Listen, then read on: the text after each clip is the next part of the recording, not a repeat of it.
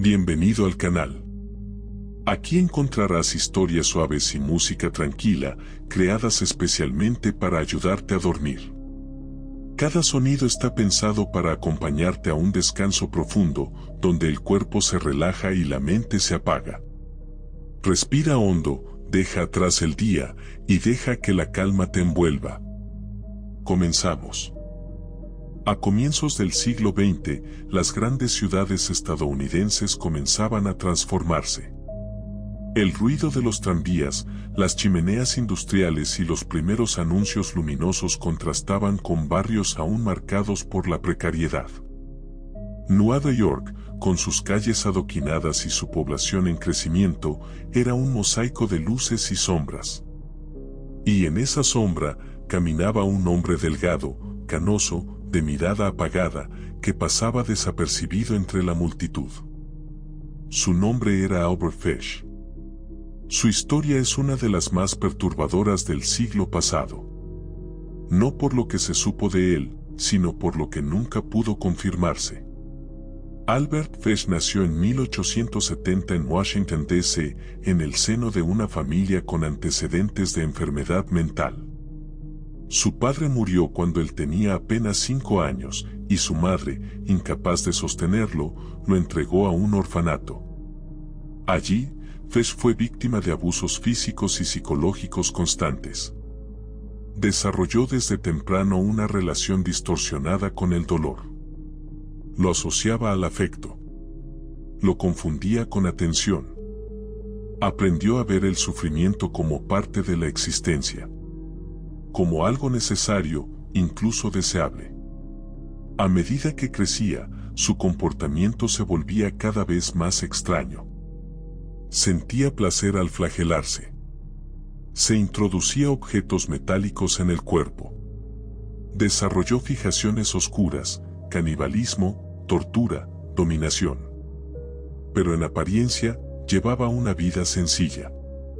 Trabajaba como pintor de casas. Se casó. Tuvo hijos. Era callado, servicial, educado.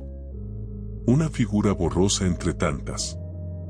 Nadie imaginaba lo que escondía su mente. Su primer crimen conocido ocurrió en 1924. Una niña de 8 años desapareció tras salir a jugar en la calle.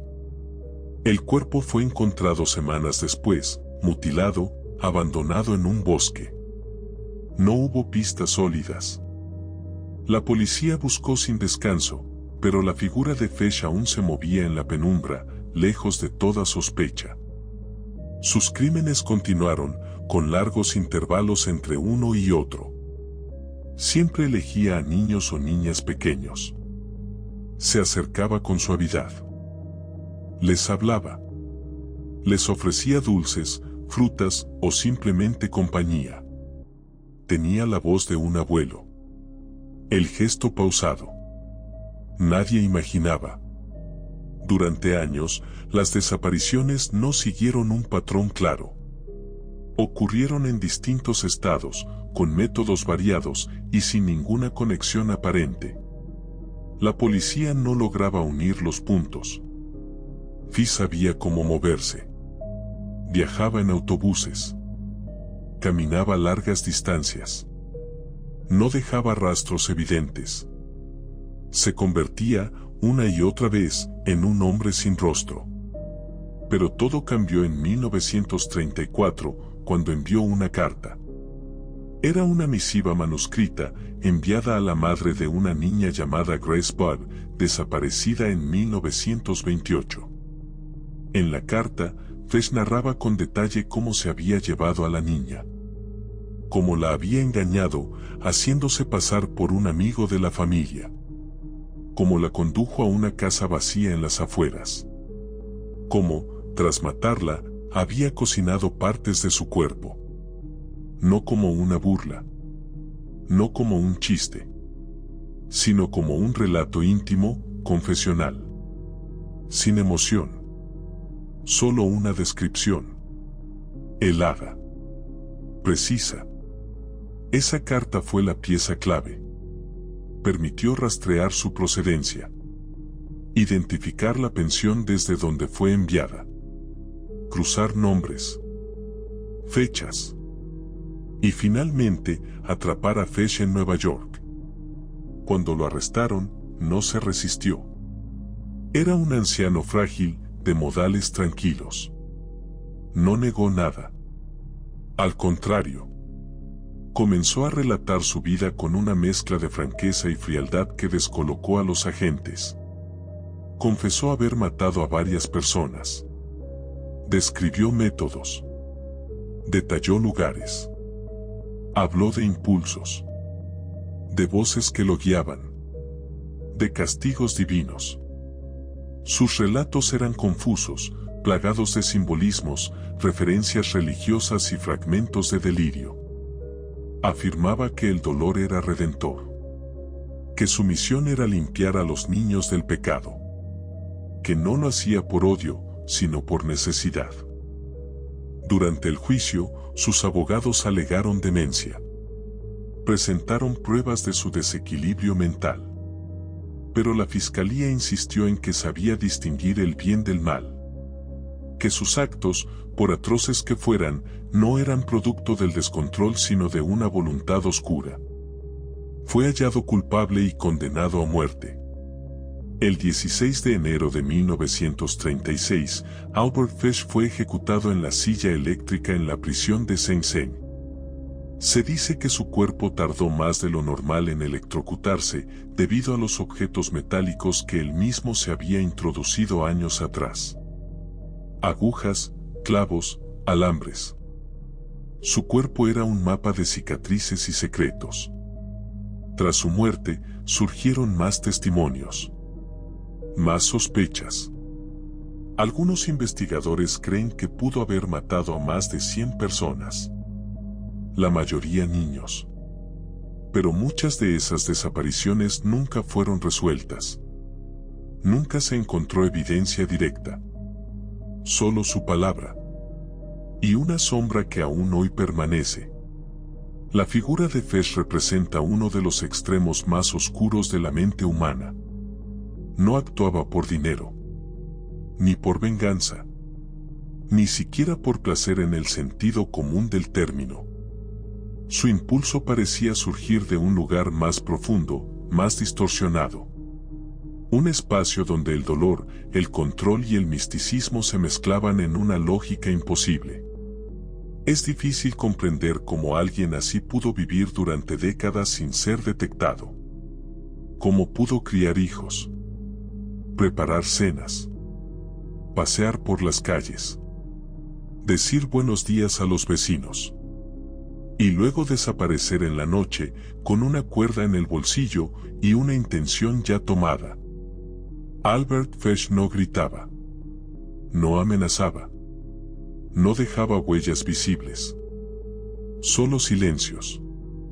Y ausencias. A comienzos del siglo XX, en los vastos territorios rurales del medio oeste norteamericano, la vida se deslizaba con lentitud. Las estaciones marcaban el ritmo de los días. El verano traía campos de trigo ondulando con el viento, mientras que el invierno arrojaba su manto blanco sobre las colinas y los caminos de tierra.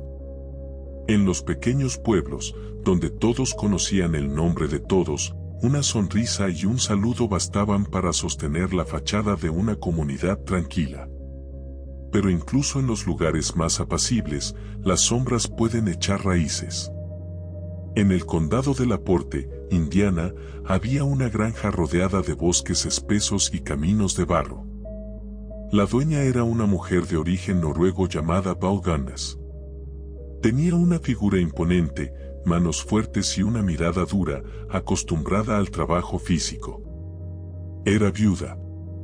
Había enviudado 2 veces, y aunque la mala suerte parecía perseguirla, sus vecinos la veían como una mujer decidida, hecha a sí misma. Nadie sospechaba que, tras esa fachada de madre dedicada y granjera laboriosa, se ocultaba una historia de muerte que cambiaría la forma en que el mundo entendía el crimen. Bell colocaba anuncios en los periódicos de contacto de la época. Eran publicaciones discretas en secciones poco leídas. Viuda adinerada desea conocer caballero trabajador con fines matrimoniales. Se ruega discreción. Debe traer inversión inicial. Su redacción era cortés, incluso dulce, y siempre incluía una dirección postal. A su llamado respondían hombres solitarios, inmigrantes escandinavos recién llegados, campesinos de estados vecinos que buscaban un nuevo comienzo. Hombres que vendían sus pertenencias, recogían sus ahorros y viajaban hasta Indiana con la ilusión de encontrar amor, estabilidad y una familia. Pero tras llegar a la granja, no se volvía a saber de ellos. Uno a uno, desaparecieron. Sin dejar rastro. Sin sospechas inmediatas. En aquel tiempo, las comunicaciones eran lentas y las personas podían mudarse sin levantar alarmas. La familia, a cientos de kilómetros, asumía que su ser querido estaba ocupado, que pronto escribiría. Bell escribía también. A veces enviaba cartas a los familiares de los hombres desaparecidos, explicando que se habían marchado en busca de trabajo o que habían discutido y decidido irse sin despedirse. Nadie pensaba en lo peor. Nadie pensaba que aquellos hombres yacían ya bajo la tierra de la propia granja. Bell había perfeccionado su método. Recibía a los hombres, los alimentaba, los hacía sentirse en casa. A veces incluso hablaban de boda. Luego, en la intimidad de la noche o en un momento de descuido, los mataba. Algunos fueron envenenados. Otros, golpeados con un hacha. Una vez muertos, los enterraba cerca del gallinero, donde la tierra era fácil de cavar. Los cuerpos eran colocados en sacos, desmembrados con precisión. Sus pertenencias eran escondidas o revendidas. Y luego, volvía a escribir otro anuncio. Así pasaron los años. Entre 1902 y 1908, decenas de hombres desaparecieron sin que nadie uniera los puntos. Bell seguía viviendo en su granja, criando a sus hijos y expandiendo su finca con el dinero de las víctimas. Pero todo cambió una noche de abril de 1908, cuando un incendio envolvió la casa principal en llamas. El resplandor despertó a los vecinos, que corrieron a ayudar, pero era demasiado tarde. La casa quedó reducida a cenizas. Entre los restos, los bomberos encontraron 4 cuerpos, 3 niños y una mujer decapitada. El cuerpo femenino, se pensó de inmediato, era el de Vaughan-Nes. La noticia sacudió Laporte. Los periódicos hablaron de una tragedia doméstica. Pero el destino no había terminado con sus revelaciones. Un antiguo empleado de la granja, Red Lamphere, fue arrestado bajo sospecha de provocar el incendio. Durante el juicio, surgieron declaraciones inquietantes. Lamphere hablaba de cuerpos enterrados, de secretos ocultos bajo la tierra. Nadie quería creerlo. Pero finalmente, la policía comenzó a excavar los alrededores de la casa. Lo que descubrieron fue una escena escalofriante. Detrás del gallinero, bajo capas de tierra removida, comenzaron a aparecer restos humanos. Cráneos, brazos, torsos, pedazos de ropa, maletas, documentos identificatorios. Día tras día, el número de cuerpos crecía. Algunos estaban completos. Otros habían sido desmembrados y mezclados con restos de animales. Se descubrieron al menos 11 cadáveres identificables, aunque el número real pudo ser mucho mayor. Muchos nunca fueron reconocidos. Las autoridades comenzaron a conectar los casos. Las cartas. Los anuncios. Las fechas. Era evidente que Vaughan-Nes no solo había fingido su muerte, sino que había utilizado el fuego para desaparecer una vez más. El cuerpo encontrado en la casa era más pequeño que el suyo. No coincidía ni la estatura ni la complexión. Belle había escapado. De nuevo. Y entonces nació la leyenda. Algunos aseguraron verla años después, en Mississippi, en Chicago, incluso en Los Ángeles. Siempre con nombres distintos. Siempre con nuevas víctimas. Pero nunca fue capturada. Nunca fue juzgada. Y nunca se confirmó su muerte. El caso de Vaughannes es considerado por muchos como el primero en definir lo que hoy conocemos como asesino en serie. Un individuo que mata de forma sistemática, con motivación interna, con métodos repetidos. En su caso, el móvil era económico. Pero también había algo más, un desprecio absoluto por la vida ajena, una capacidad para manipular y ocultar, y una frialdad que desafía cualquier lógica moral. Su historia es la raíz silenciosa de un bosque oscuro que crecería en las décadas siguientes. Y aunque ya no quedan rastros de su granja, aunque los campos hayan sido arados y las tumbas improvisadas cubiertas por el olvido, su sombra aún camina en la historia del crimen, como un susurro entre los maizales. Como una huella que no se borra. Ecos del asesino de Whitechapel. A fines del siglo XIX, Londres era una ciudad en expansión constante. Bajo el humo de las chimeneas, las calles estrechas del East End se perdían entre la niebla y el ruido de los carros de madera. Whitechapel, un distrito obrero, era un laberinto de callejones húmedos y viviendas superpobladas. Allí convivían comerciantes, prostitutas, inmigrantes judíos, niños harapientos y obreros fatigados.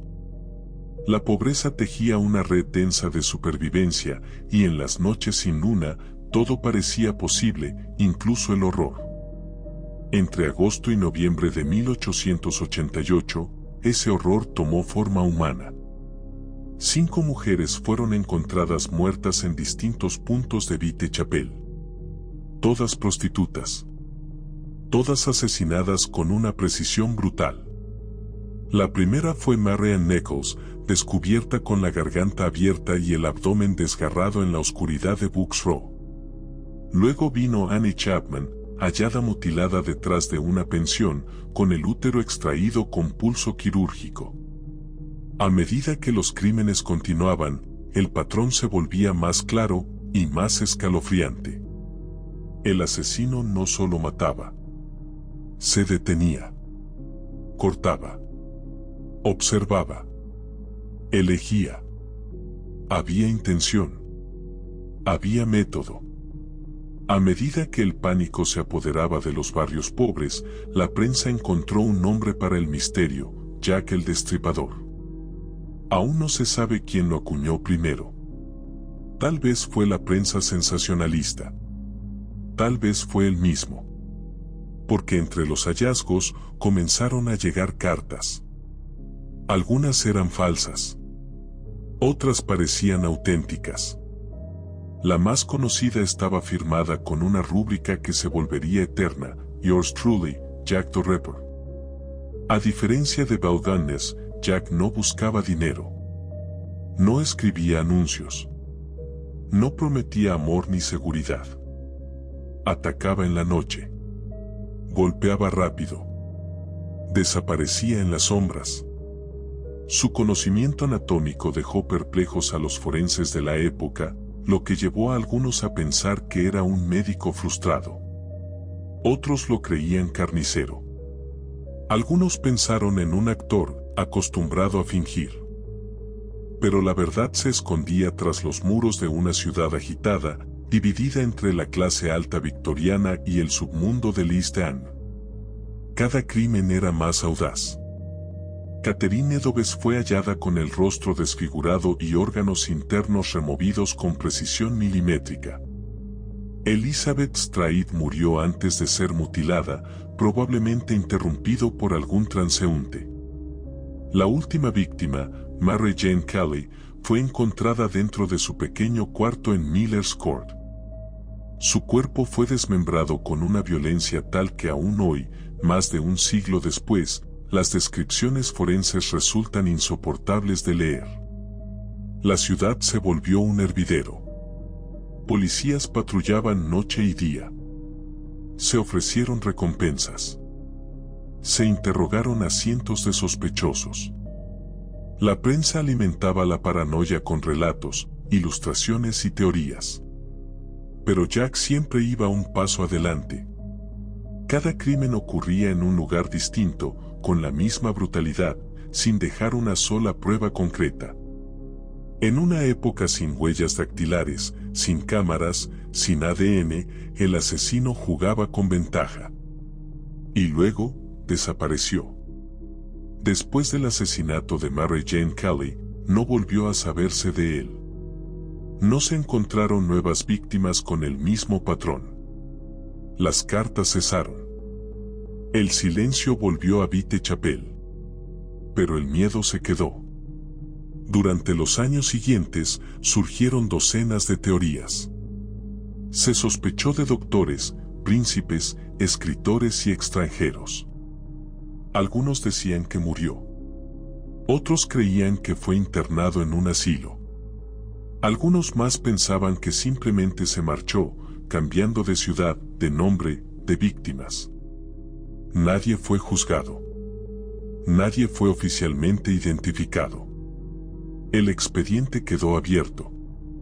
Y el nombre de Jack el Destripador se convirtió en una sombra interminable. El caso tuvo un impacto profundo en la cultura popular. Fue la primera vez que un asesino desconocido, operando con un estilo reconocible, fue objeto de una cobertura mediática masiva. Jack no solo mataba, sembraba el terror en la mente colectiva. La ciudad no podía dormir. Las mujeres no salían solas. Las teorías conspirativas crecían como hiedras sobre los muros húmedos de Londres. Por primera vez, la figura del asesino se volvió casi mítica. Pero más allá del mito, quedaron 5 vidas apagadas. Mujeres reales. Con historias. Con familias.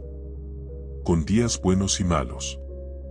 A menudo, se las reduce a sus apodos, a las fotos en blanco y negro de los archivos policiales. Pero cada una fue una persona completa, atrapada en la vorágine de la miseria y la violencia. Jack fue el nombre del asesino.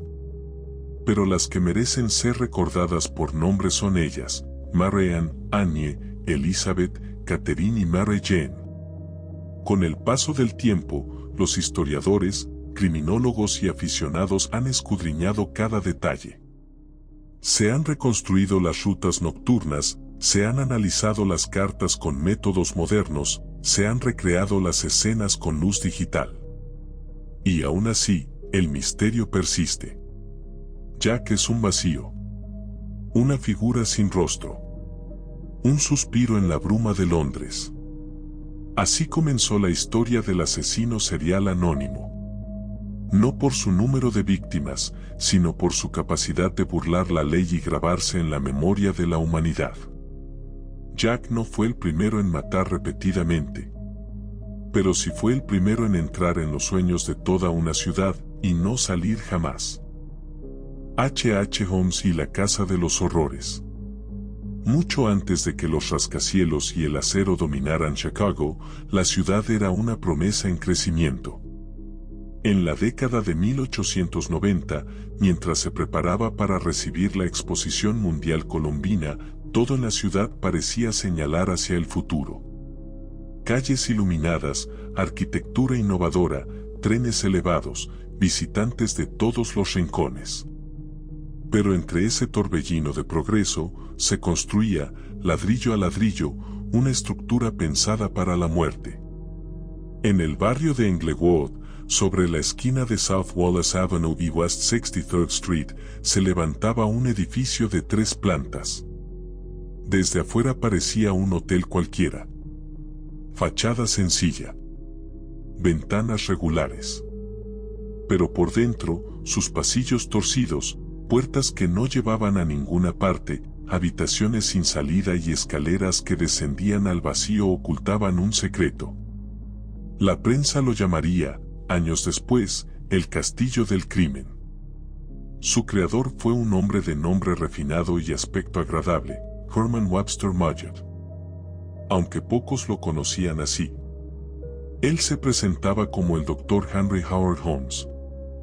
Tenía modales educados, ojos serenos y una inteligencia que inspiraba confianza.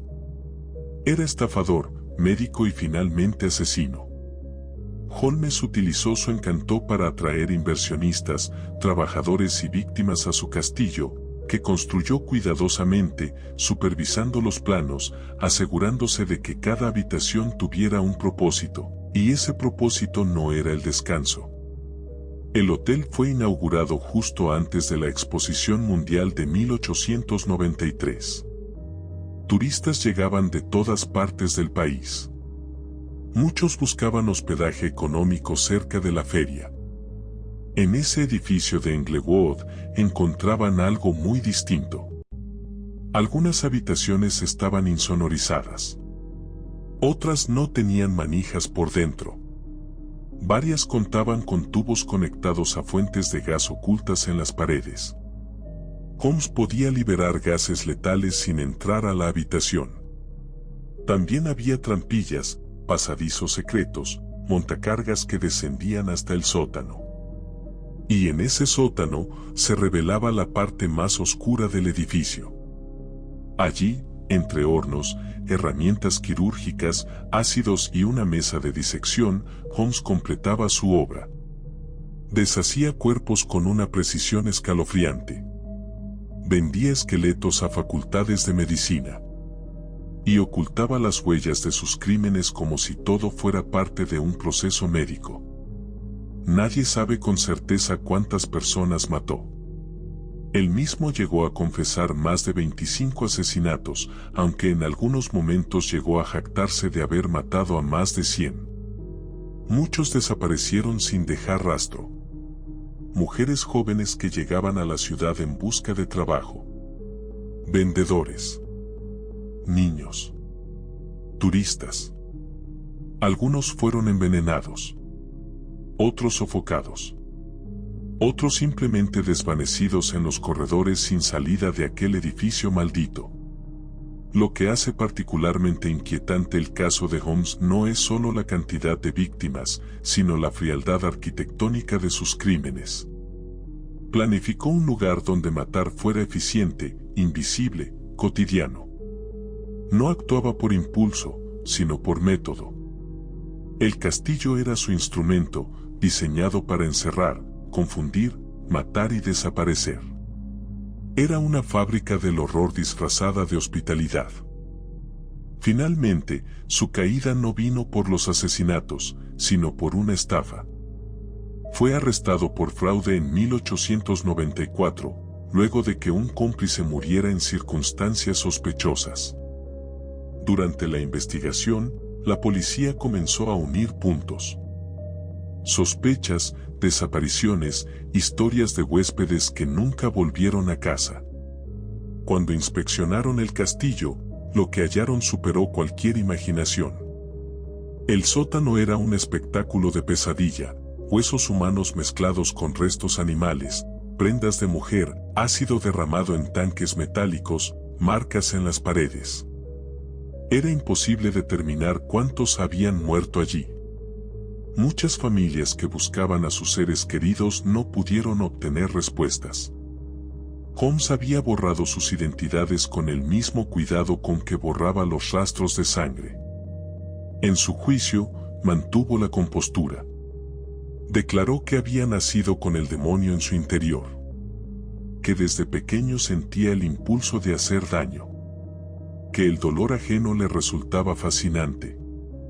Fue condenado a muerte y ejecutado por ahorcamiento en 1896. Sus últimas palabras no pidieron perdón. Solo expresó el deseo de que su cuerpo fuera enterrado en cemento, profundamente bajo tierra, para que nadie pudiera profanarlo. Teme, tal vez, que otros hicieran con él lo que él hizo con tantos. Después de su ejecución, el castillo fue demolido. En su lugar se construyó un edificio de correos. pero quienes trabajaron allí por décadas contaron historias. Ruidos inexplicables. Pasos en pasillos vacíos. Susurros.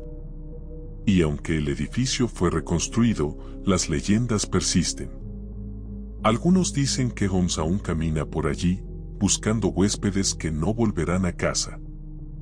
El caso de H.H. Holmes reveló al mundo que la maldad podía presentarse con educación, con buenos modales, con una sonrisa. Fue una lección temprana de que los monstruos no siempre tienen forma de bestia. A veces usan sombrero. A veces estrechan la mano con firmeza. Y a veces construyen sus propias fortalezas para convertirlas en santuarios de muerte. A diferencia de Jack el Destripador, Holmes fue capturado, juzgado y ejecutado. Pero ambos compartieron algo esencial, la capacidad de desaparecer entre la multitud. Uno en la niebla de Londres. Otro en la elegancia de Chicago. Ambos asesinos. Ambos eternos en la historia del crimen humano. El ángel de la muerte, Harold Shipman, y la confianza como arma. En la quietud de un pequeño consultorio, bajo la luz blanca de un fluorescente, con una taza de té a medio beber sobre el escritorio, un médico ajusta su bata mientras escucha los pasos lentos de su próxima paciente. La escena es común. Una rutina diaria en los pueblos de Inglaterra. Nadie sospecha que la tranquilidad puede ser una cortina. Que tras la puerta entreabierta de un consultorio puede ocultarse la muerte, vestida de blanco. Harold Frederick Shipman nació en 1946 en Nottingham. Hijo de una familia de clase trabajadora, era inteligente, reservado y ambicioso. Desde joven, mostró una mezcla de disciplina y frialdad. Su madre, gravemente enferma durante su adolescencia, murió de cáncer después de recibir morfina en sus últimos días. Aquel proceso, el alivio del dolor a través de una sustancia poderosa administrada por un médico, dejó en Harold una huella que muchos años después se volvería decisiva. Se graduó como médico en 1970 y comenzó a ejercer en diferentes clínicas. Durante los primeros años, su carrera fue aparentemente normal. Atendía con profesionalismo, se ganaba la confianza de los pacientes, hablaba con tono firme pero cordial. Sin embargo, ya en 1975 fue sancionado por falsificar recetas de petidina, un opioide que consumía en secreto. Recibió tratamiento y una advertencia. Nada más. Volvió a trabajar. Y volvió a inspirar confianza. A partir de ese momento, Shipman perfeccionó un modus operandi silencioso, meticuloso. A diferencia de otros asesinos en serie que actúan con impulsividad o violencia visible, él operaba bajo la apariencia de deber médico. Visitaba a pacientes en sus casas o los atendía en su consultorio. En su mayoría, mujeres mayores, solas, vulnerables. Les administraba una inyección letal de morfina. Luego, completaba los formularios de defunción, señalando causas naturales, insuficiencia cardíaca, edad avanzada, derrame cerebral. En muchos casos, incluso ofrecía consuelo a los familiares. Siempre con la compostura de un médico veterano. Durante más de 20 años, sus crímenes pasaron desapercibidos. La muerte, cuando llega en la vejez, no levanta sospechas. Y cuando es confirmada por un doctor de confianza, nadie duda. Nadie pregunta. Nadie cuestiona. Fue recién en 1998 que una duda plantó la semilla del derrumbe. Angela Woodruff, hija de una de sus pacientes fallecidas, encontró inconsistencias en el certificado de herencia de su madre. El documento había sido falsificado. Shipman figuraba como beneficiario de una suma considerable de dinero. La policía inició una investigación. Poco a poco, las cifras comenzaron a emerger desde la oscuridad. Exhumaciones, revisión de historiales, comparaciones médicas, entrevistas con familiares. El patrón se volvió aterradoramente claro. Zipman había asesinado a decenas, tal vez cientos. La cifra oficial hablaba de 215 víctimas confirmadas. Pero algunos estudios estimaban que podrían haber sido más de 250. Todas muertes aparentemente naturales. Todas certificadas por su propia firma. Ninguna, hasta entonces, cuestionada. Lo más inquietante de Harold Shepman no era la brutalidad, sino su capacidad de actuar dentro del sistema. No necesitaba esconderse. No necesitaba violencia visible. Su poder residía en el respeto que genera una bata blanca. En la confianza absoluta que depositamos en aquellos a quienes entregamos nuestro cuerpo cuando estamos vulnerables. Él no acechaba en la calle. No esperaba en la oscuridad. Atendía con puntualidad. Llevaba su maletín médico. Sonreía. Preguntaba por los nietos. Fue arrestado en septiembre de 1998. Durante el juicio, mantuvo la frialdad. Negó todos los cargos. Se le acusó de 15 asesinatos concretos, todos con pruebas irrefutables.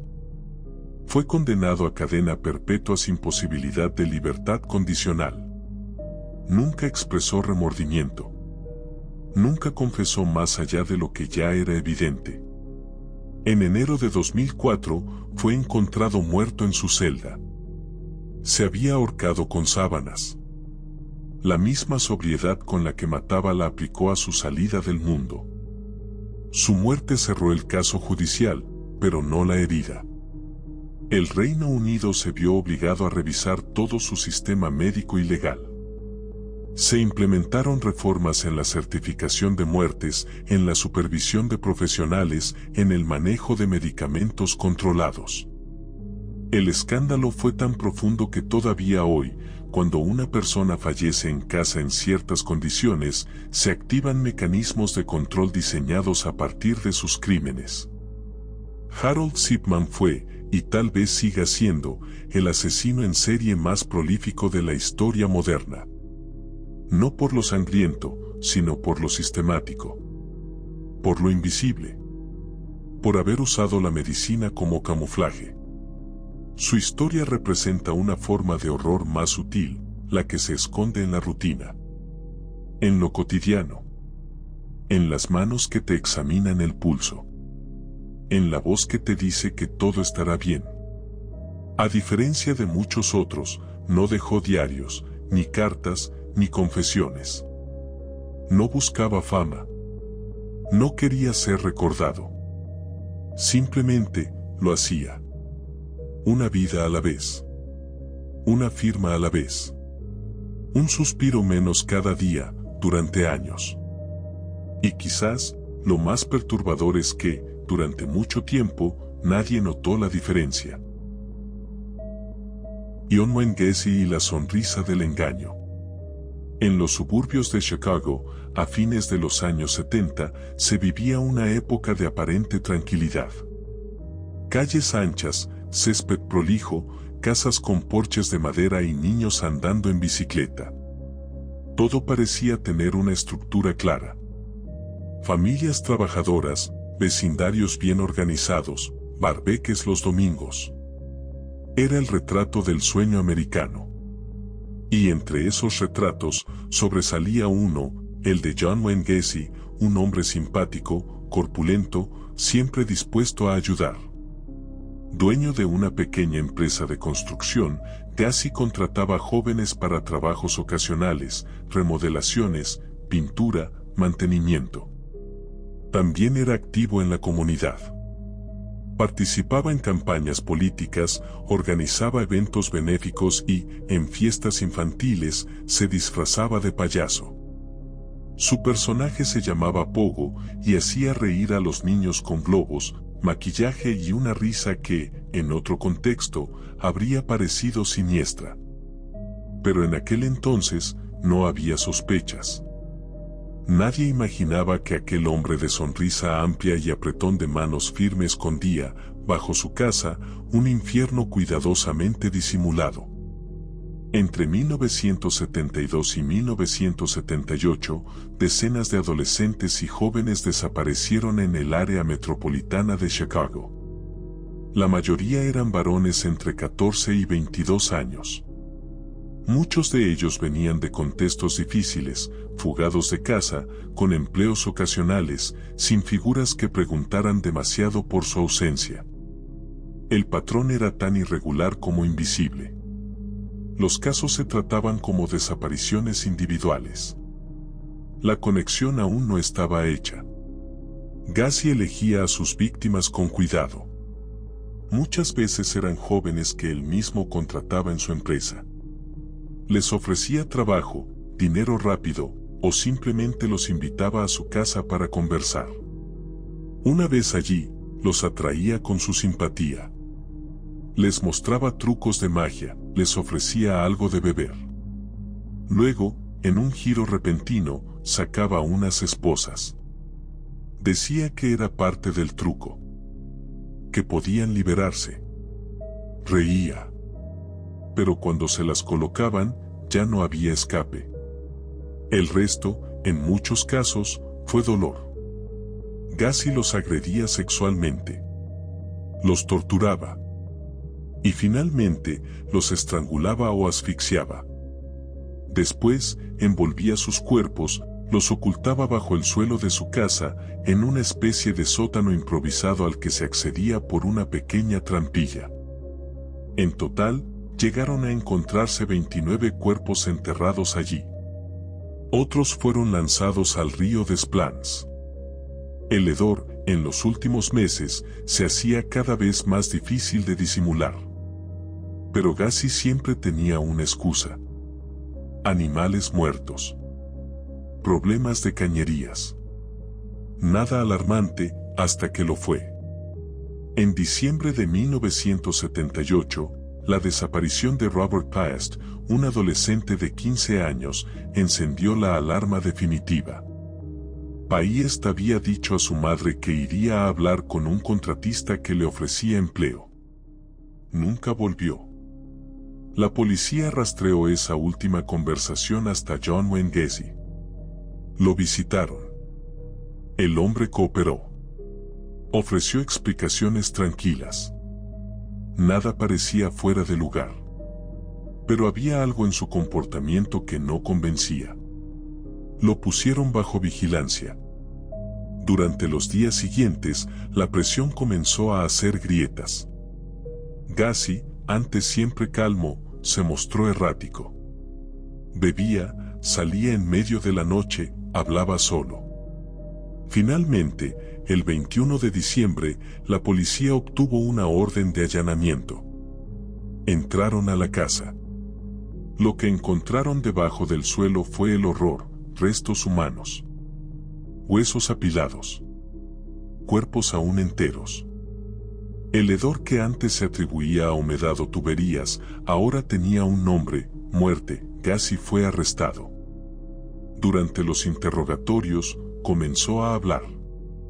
Admitió más de 30 asesinatos. Su relato era inquietantemente metódico. Recordaba fechas, nombres, detalles. No mostraba culpa. Solo datos. Frases cortas. A veces, incluso hacía bromas. Se justificaba. Decía que los chicos lo buscaban. Que muchos eran homosexuales. Que no era tan grave. Que todo se había salido de control. El juicio comenzó en 1980. Fue extenso, mediático, doloroso. Las familias de las víctimas llenaron la sala. Los psiquiatras lo evaluaron. Algunos hablaron de esquizofrenia. Otros de trastorno antisocial. Pero lo cierto era que Gacy entendía lo que hacía. Y lo disfrutaba. Fue declarado culpable de 33 asesinatos. Condenado a muerte. Pasó 14 años en prisión. Mientras esperaba su ejecución, pintaba cuadros de payasos. Los vendía. Algunos fueron comprados por coleccionistas. Otros, por familiares de las víctimas, que luego los quemaron. El 10 de mayo de 1994, John Wayne Gacy fue ejecutado por inyección letal. Sus últimas palabras fueron frías: "Kiss my ass". No hubo redención. No hubo lágrimas. Solo el cierre de una historia que, durante años, se ocultó tras la fachada de un hombre afable, un vecino ejemplar, un empresario exitoso. Gacy enseñó al mundo que el mal no siempre lleva una máscara grotesca. A veces, la lleva pintada con colores alegres. Se disfraza de entretenimiento, de generosidad, de normalidad. Su historia marcó un antes y un después en la criminología moderna. El perfil del asesino serial ya no era un loco marginal o un vagabundo peligroso. Ahora podía ser un hombre con traje, con casa propia, con tarjeta de presentación. Y esa revelación, más que cualquier crimen, dejó una huella difícil de borrar. Las sombras de Milwaukee, Jeffrey Dahmer y la espiral del abismo. Las luces de neón de Milwaukee reflejaban su resplandor sobre las aceras mojadas por la lluvia. Era principio de los años 90 y la ciudad dormía con la tranquilidad engañosa de una urbe que nunca se imagina como escenario de pesadillas. En un edificio de apartamentos ubicado en la calle North 25th, un joven rubio y callado abría la puerta de su vivienda número 213. Saludaba con cortesía a los vecinos, sonreía sin estridencias. Detrás de esa puerta, sin embargo, se desarrollaba uno de los casos más perturbadores que la historia del crimen haya registrado. Jeffrey Lionel Dahmer nació en 1960, en Wisconsin. Su infancia estuvo marcada por una mezcla de abandono emocional, aislamiento social y silencios prolongados. Desde pequeño mostró señales de desconexión con los demás, un interés frío por los animales muertos y una extraña fascinación por la anatomía. Sus padres no supieron, o no quisieron, mirar de cerca. Se mudaron varias veces. Discutían. Finalmente se separaron. Dahmer quedó solo. Cometió su primer asesinato en 1978, a los 18 años. Su víctima fue Stephen Hicks, un joven al que invitó a su casa. Hablaron, bebieron, y cuando Hicks quiso irse, Dahmer lo golpeó con una pesa de gimnasio. Lo desmembró.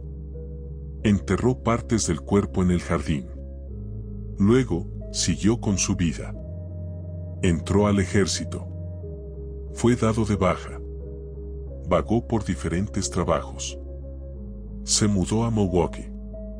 Y allí, en la soledad de su apartamento, encontró el escenario perfecto para alimentar una compulsión que había crecido en silencio durante años. Dahmer atraía a sus víctimas con promesas simples: dinero por posar para fotos, bebida, compañía. Casi todos eran jóvenes varones, en su mayoría afroamericanos o inmigrantes asiáticos y latinos. Una vez en su apartamento, les ofrecía un trago, a menudo mezclado con somníferos. Luego, los estrangulaba. Pero el crimen no terminaba allí. Con sus cuerpos, Dahmer llevaba a cabo actos que no respondían únicamente a impulsos sexuales, sino a una obsesión más profunda, la necesidad de controlar por completo a otra persona. Algunos cuerpos fueron conservados. Otros, desmembrados. Guardaba cráneos como trofeos. Tomaba fotografías. En ocasiones, mantenía partes del cuerpo en el refrigerador o en un bidón con ácido. Más adelante, intentó prácticas macabras, perforaba el cráneo de algunas víctimas aún con vida y vertía ácido en su interior, con la esperanza de crear una especie de zombi obediente. La idea no era el dolor, sino la permanencia. Quería que no se fueran. que no lo abandonaran, que existieran bajo su control absoluto. Durante años, nadie sospechó. Algunos vecinos se quejaban de olores. Dahmer explicaba que era carne podrida o un acuario con peces muertos. Las autoridades acudieron varias veces, pero no investigaron a fondo.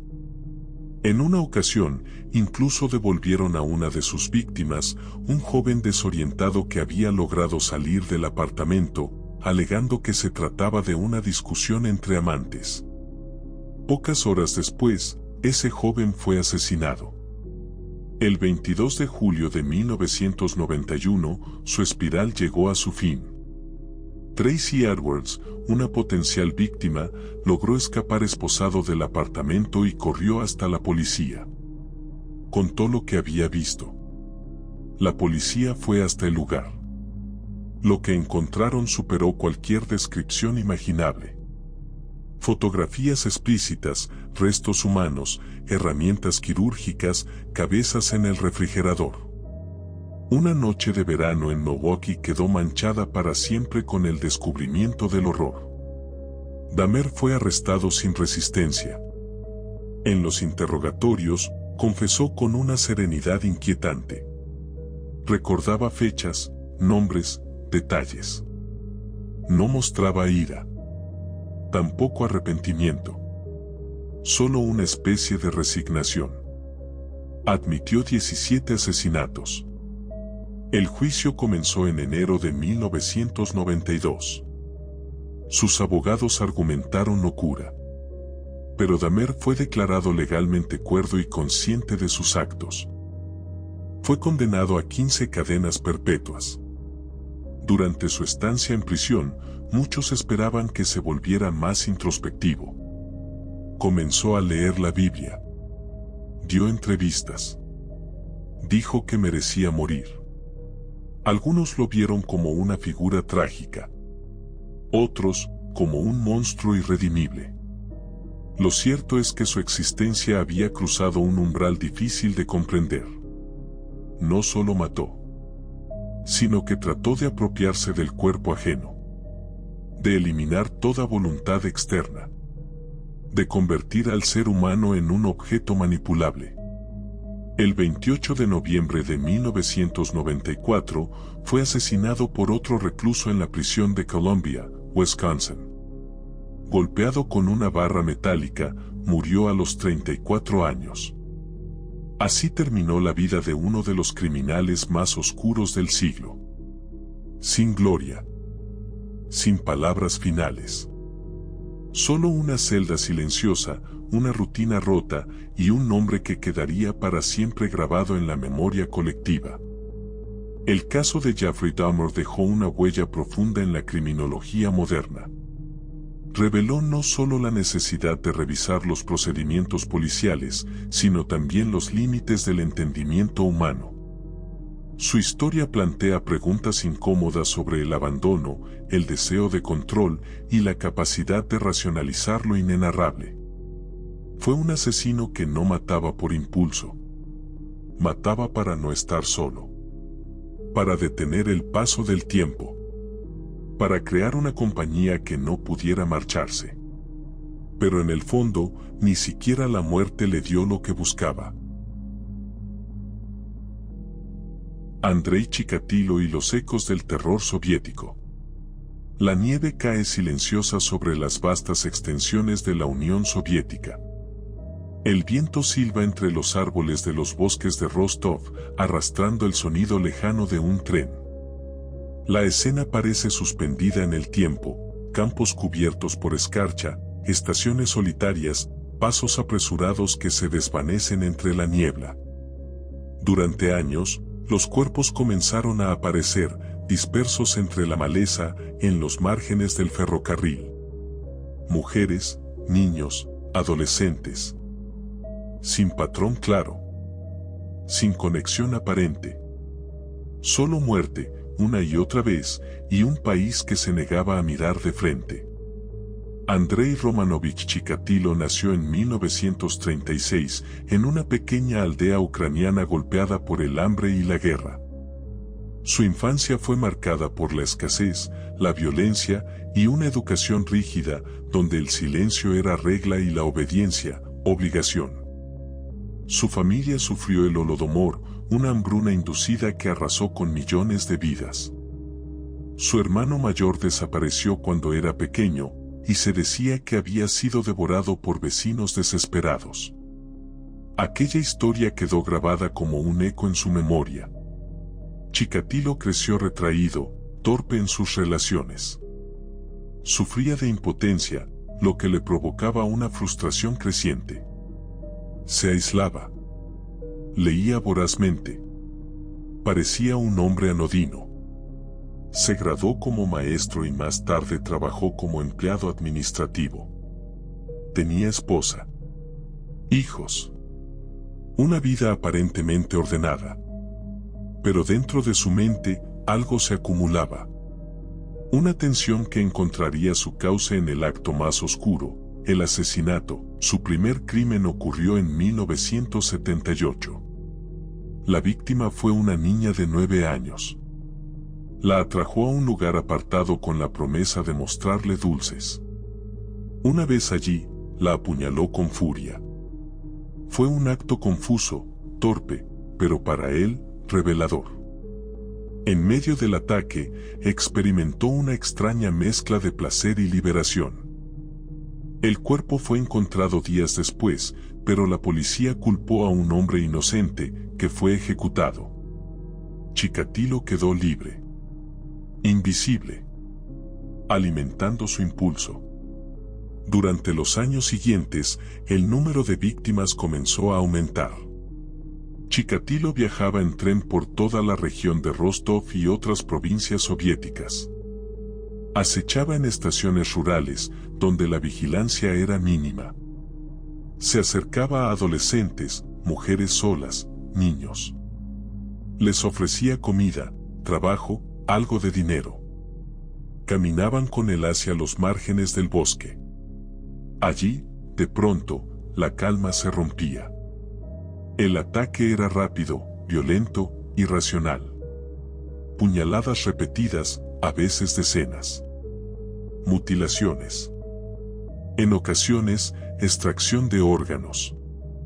Siempre con una furia descontrolada, casi ritual. La policía soviética, en aquel entonces, evitaba aceptar la existencia de un asesino serial. Oficialmente, se consideraba un fenómeno propio del occidente decadente. Reconocer uno en territorio soviético era admitir una grieta ideológica. Esa negación retrasó la investigación.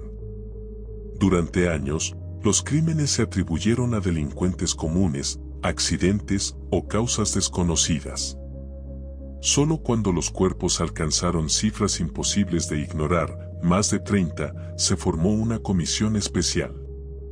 Chikatilo, mientras tanto, continuaba con su vida. Regresaba a casa con su familia. Iba al mercado. Caminaba entre la gente. Nadie sospechaba del hombre delgado, de anteojos, de andar encorvado. Era, como tantos otros, uno más. Pero en su mente, cada asesinato era un impulso satisfecho. Un desahogo. Una repetición de la única experiencia que lo hacía sentir poderoso. En 1984, fue finalmente detenido. Lo interrogaron, pero no tenían pruebas suficientes. Fue liberado. Cometió más asesinatos. El bosque siguió recibiendo cuerpos. La tensión social aumentaba. La prensa, controlada, comenzaba a filtrar rumores. La población vivía con miedo. Los padres prohibían a sus hijos hablar con desconocidos. El terror se volvió una bruma constante. Fue recién en 1990 cuando, gracias a nuevas técnicas forenses y vigilancia discreta, Chikatilo fue capturado de forma definitiva. Había sido observado en una estación hablando con menores. Su comportamiento levantó sospechas. Cuando fue arrestado, no opuso resistencia. Durante los interrogatorios, en un principio, se mostró evasivo. Pero con el tiempo, comenzó a confesar. Una a una, relató sus víctimas. Explicó detalles que solo el asesino podía conocer. Dijo que no podía evitarlo. Que era como una fuerza interior. Que cada crimen lo calmaba por un tiempo y luego volvía. Confesó más de 50 asesinatos. Fue juzgado en 1992 en un proceso que horrorizó al país. Lo apodaron el carnicero de Rostov. En el juicio, lo mantuvieron dentro de una jaula metálica por seguridad. Gritaba. Se reía. Luego callaba. Parecía alternar entre lucidez y delirio. Pero la evidencia era abrumadora. Fue condenado a muerte. El 14 de febrero de 1994, fue ejecutado con un disparo en la nuca. Su cadáver fue enterrado en una tumba sin nombre. Su historia, sin embargo, no se borró. Se convirtió en uno de los casos más estudiados del siglo. No solo por la cantidad de víctimas, sino por el contexto que permitió su continuidad. La burocracia. La negación estatal. La invisibilidad del dolor ajeno. Andrei Chikatilo representó una forma de mal que no gritaba, que no corría, que caminaba entre la multitud con una carpeta bajo el brazo, que viajaba en tren, como tantos otros. Un asesino que se escondía a plena vista, protegido por su propia insignificancia. Y que, durante más de una década, convirtió los bosques de la Unión Soviética en cementerios invisibles.